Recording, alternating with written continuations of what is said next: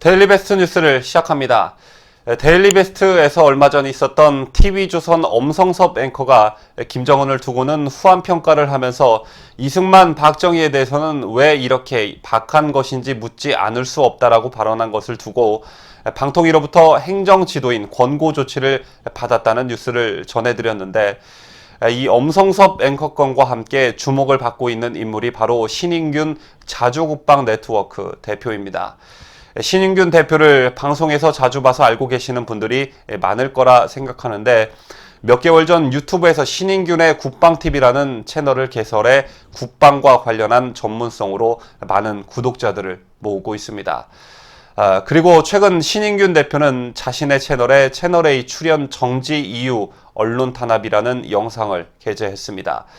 이 방송에서 신 대표는 채널A 뉴스 탑10에 1년 넘게 매일 고정 출연했는데 11월 22일부로 출연 정지를 당했다고 밝혔습니다. 이에 더해 자신의 SNS를 통해서도 지난주 금요일부로 출연 정지가 됐습니다. 방통위 경고로 징계를 먹었습니다. 팬 여러분 참조해 주시기를 바랍니다. 그래도 채널A 뉴스 톱10을 계속 사랑해 주세요라고 쓰기도 했습니다.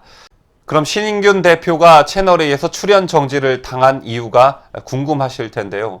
신 대표의 말에 따르면 신 대표는 해당 방송에서 국방부가 최근 정훈 교육에서 북한보다 일본을 주적으로 교육하고 있다라는 발언을 했고, 이에 민주언론시민연합에서 방통위에 항의를 넣자 그 이후 출연 정지를 당했다는 어처구니 없는 사연이었습니다. 또한 안찬일 세계 북한 연구센터 소장이 연합뉴스TV에 출연해 현송어를 가리켜 저 여자라고 했다는 이유로 출연을 정지당하고 있다는 내용도 함께 알렸습니다. 문재인 정권은 출범과 동시에 재빠르게 MBC, KBS 등 공영방송 등을 비롯한 언론 장악을 끊임없이 시도해왔고, 이른바 문학의 블랙리스트라며 전직 청와대 비서실장과 문체부 장관을 감옥에 가두기도 했습니다.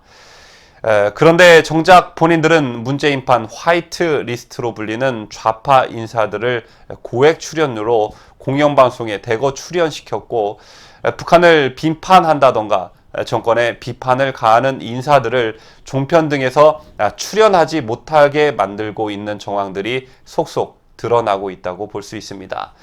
이는 언론의 재갈 물리기와 자유침해라는 측면에서 매우 심각한 일이라는데 이의를 제기하실 분은 없을 듯합니다. 그리고 이런 내용을 알린 신인균 대표의 용기를 높이 사고 싶습니다. 그러나 신인균 대표가 비판받아야 마땅할 일이 있습니다. 신인균 대표는 2016년 당시 여당이었던 새누리당에 입당해 제20대 총선에서 경남 양산시 지역구의 예비후보로 등록했지만 당내 경선에서 경남 도의회 의원을 역임했던 이장권 당시 후보에게 패배했습니다. 그 후 방송 등에서 활동하다가 돌연 지난 대선 기간이었던 작년 5월 자신의 페이스북을 통해 문재인 후보의 국방 공약을 신뢰하게 됐습니다라는 제목의 게시물을 통해 더불어민주당 문재인 대선 후보의 지지와 함께 민주당에 입당할 것임을 공식 밝혔습니다.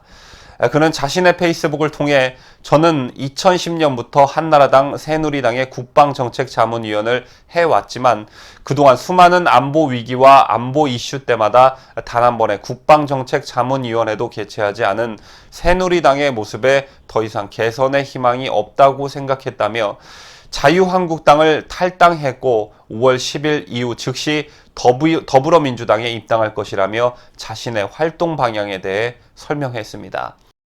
이와 관련해 당시 더불어민주당 국민통합위원회 관계자는 이런 논란을 의식한 듯 파이낸셜 뉴스와의 인터뷰에서 신 대표가 우리 위원회의 자문 역할인 국방위원장에 임명된 것은 사실이지만 영입은 아니라는 점을 밝힌다며 신 대표가 지난 4일 황기철 전 해군 참모총장의 영입식에 찾아와 함께하기를 희망한다는 의사를 밝혀 그의 자유한국당 탈당 사실을 확인한 후 임명장을 수여했을 뿐이라고 말했습니다.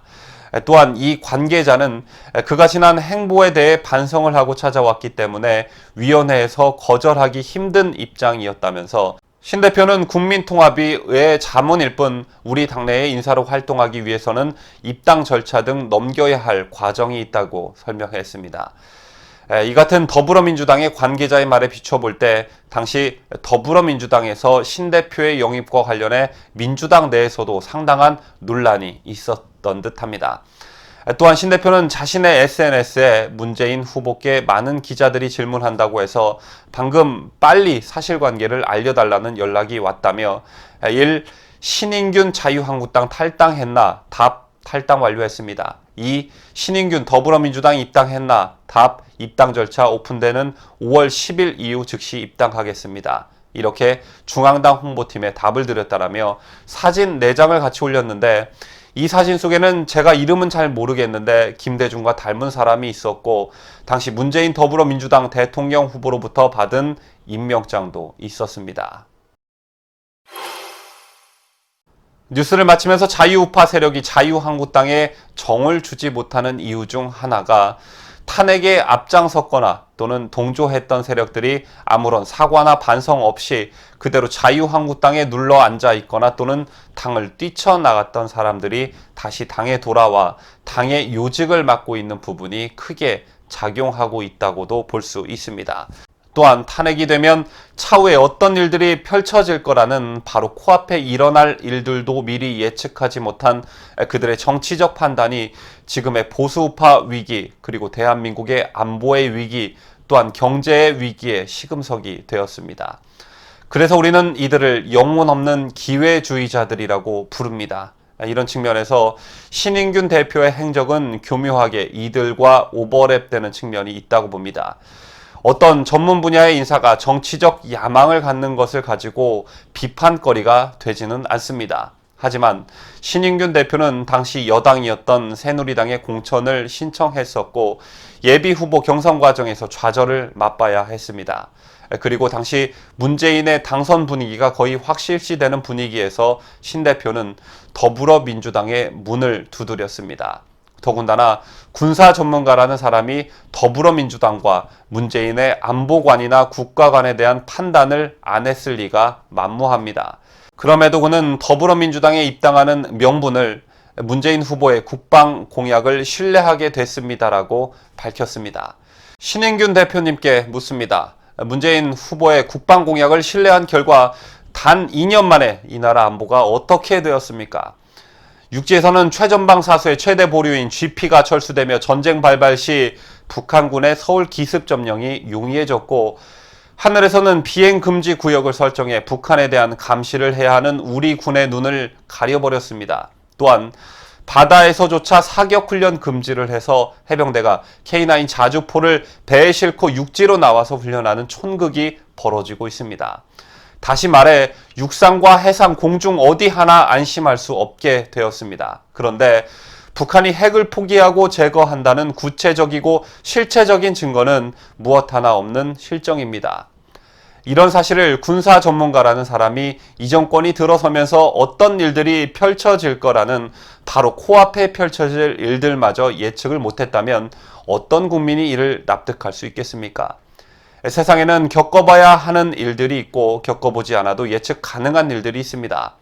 문재인 정권의 탄생 이후 특히 북한과 관련한 일들은 충분히 예측 가능했다고 생각하는데 신 대표님은 당시 예측이 불가능하셨는지 묻고 싶습니다.